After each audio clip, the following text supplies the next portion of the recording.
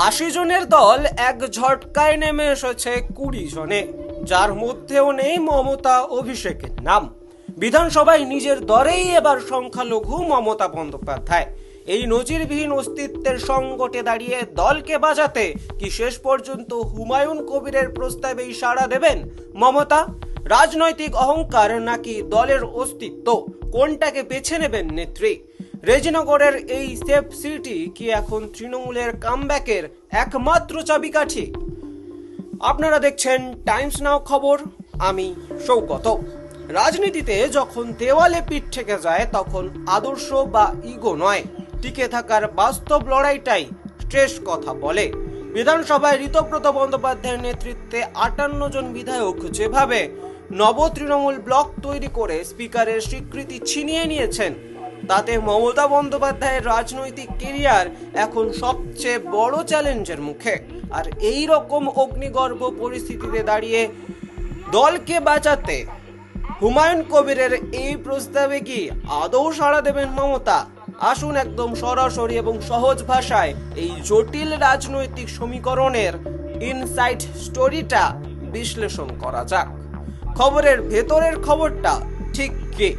স্বাভাবিক সময়ে হুমায়ুন কবিরের মতো একজন বহিষ্কৃত নেতার শর্ত সাপেক্ষ প্রস্তাবকে মমতা বন্দ্যোপাধ্যায় হয়তো 1 মিনিটে তুড়ি মেরে উড়িয়ে দিতেন, কিন্তু এখন সময়টা আলাদা।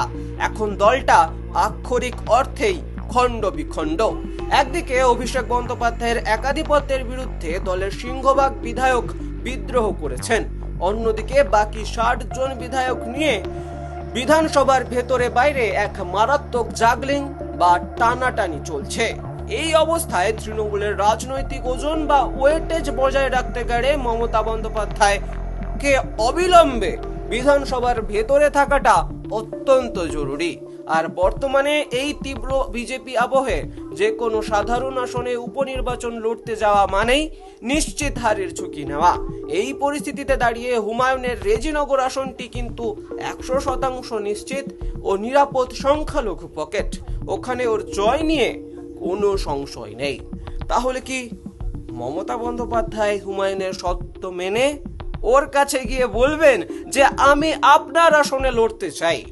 রাজনৈতিক বিশ্লেষকরা বলছেন এখানে একটা বড় মনস্তাত্ত্বিক দ্বন্দ্ব রয়েছে। হুমায়ুন কবির স্পষ্ট শর্ত রেখেছেন, মমতাকে নিজে এসে ওর কাছে চাইতে হবে। একজন লড়াকু নেত্রী হিসেবে এই প্রস্তাব মেনে নেওয়া মানে বিরোধী শিবিরের কাছে বার্তা দেওয়া যে তৃণমূল পুরোপুরি আত্মসমর্পণ করেছে। কিন্তু অন্য পিঠে রয়েছে বাস্তব, দল বাঁচানো। মমতা যদি এই শর্ত মেনে রেজিনগর থেকে জিতে বিধানসভায় ফেরেন, তবেই তিনি বিরোধী দলনেত্রী বা প্রধান মুখ হিসেবে বিধানসভার ভিতরে এই বিদ্রোহী 58 জনকে প্রতিনিয়ত চাপে রাখতে পারবেন। অর্থাৎ দলকে ভাঙনের হাত থেকে, তাসের ঘরের মতো ভেঙে পড়ার থেকে রুখতে পারবেন। আর সেই রুখতে এই মুহূর্তে ওনার সামনে এই বিধায়ক পদের ঢালটা বড্ড প্রয়োজন।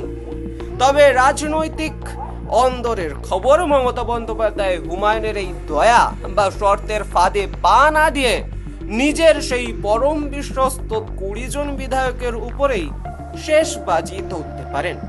যদি তিনি শেষ পর্যন্ত হুমায়ুনের প্রস্তাবে সাড়া না দেন, তবে ওর হাতে একমাত্র বিকল্প রাস্তা হলো দক্ষিণ 24 পরগনার মেটিয়াবুরুজ আসন। আব্দুল খালেক মোল্লার মতো পরমানুগত বিধায়ককে দিয়ে পদত্যাগ করিয়ে সেখান থেকে জিতে আসা খুবই সহজ।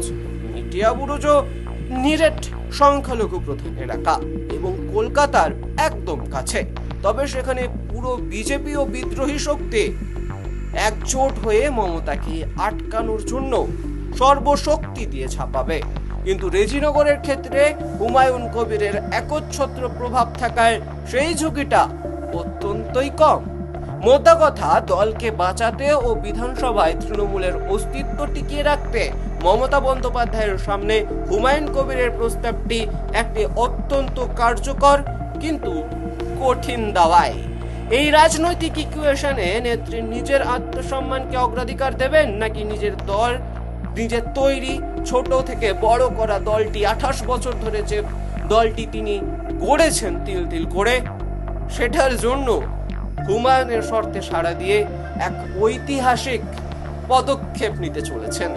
সেটাই এখন বাংলার রাজনীতির সবচেয়ে বড় কোটি টাকার প্রশ্ন। আপনাদের কি মনে হয়, এই রকম চরম সংকটের মুখে দাঁড়িয়ে দলকে বাঁচাতে মমতার কি হুমায়ুনের প্রস্তাবে সাড়া দেওয়া উচিত, নাকি নিজের বিশ্বস্ত মেটিয়া বুরুজ দুর্গ থেকেই ওনার লড়াই করা উচিত? কমেন্টে আপনার মূল্যবান মতামত জানান। আজ এ পর্যন্তই, দেখা হবে অন্য কোনো গরম খবর নিয়ে। ভালো থাকবেন, দেখতে থাকুন টাইমস নাও খবর।